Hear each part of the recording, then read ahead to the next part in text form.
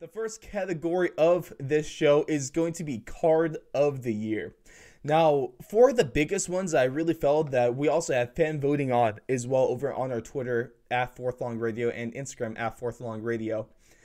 The four cards that really stood out this year, kind of as a collective over fans, has been UFC 249, which of course was the Tony Ferguson versus Justin Gaethje card. That was really like the first big card coming back from the restart of the promotion. Then there is UFC 256, the most recent one, and still phenomenal card. Had one of the best fights of the year as well. UFC 246, which started off the year with Conor versus Cowboy, and we all know how shocking that was. Then we also had UFC 254, which featured Justin Gaethje and Khabib Nurmagomedov in the main event.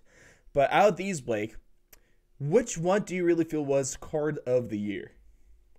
All of those four cards right there are awesome choices. But I thought the one card that, and it could be recency bias, but I don't think so. I really do think from the start to the finish of UFC 256, the most recent pay-per-view card, I was just glued to my eyes were glued to the TV. And I live in Oak Grove. There was a humongous, I think I told you about this. There was a humongous explosion. We've had some weirdos going around like throwing pipe bombs or doing some strange things around here. And it was right before the Charles Oliveira and Tony Ferguson fight. Both of my friends that I was watching the fight with, they, storm out of the house, go to see what's going on. I'm like, no chance in hell am I leaving this right now. You see what's about to go down?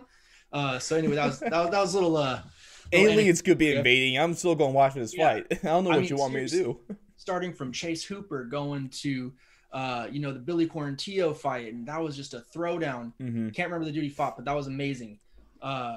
We had Tony Ferguson fighting on that card. Like I said, we had the main event that was just a barn burner. I mean, except for the 5th round, but still, stuff's gonna happen in a fight like that. We had the Cyril Gane guy defeating JDS. I mean, there was just so many amazing fights, so many finishes on that fight. I think only 3 decisions, right? Yes, only 3. The rest were knockouts or submissions. Yeah. So I mean, we started for like 4 straight knockouts too. Yeah. Yeah. Well, besides the Chase Hooper submission. Yeah. Besides the submission, well, okay, finishes then.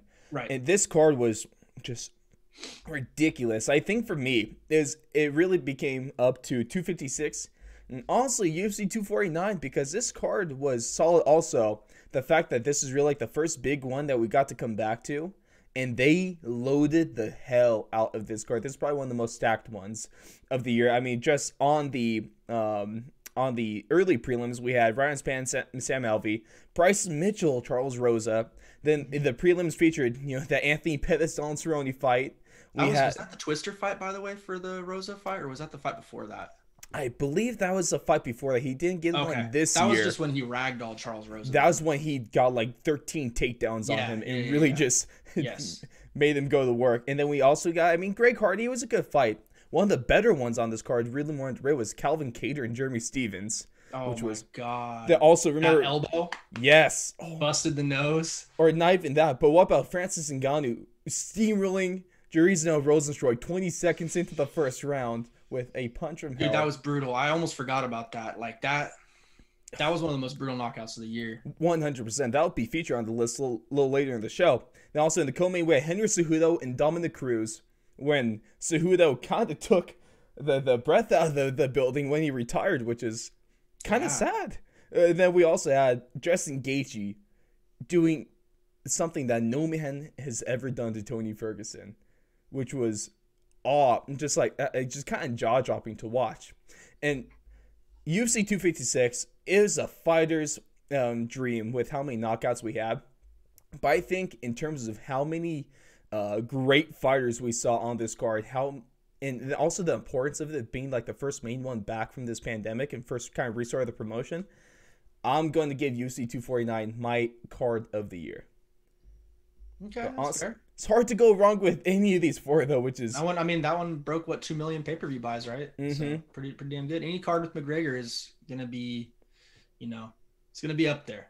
Yeah, that 256 card well that time crazy. Too, so that's always good. When the majority is rooting for someone and they perform well, that's always really good for business, Exactly.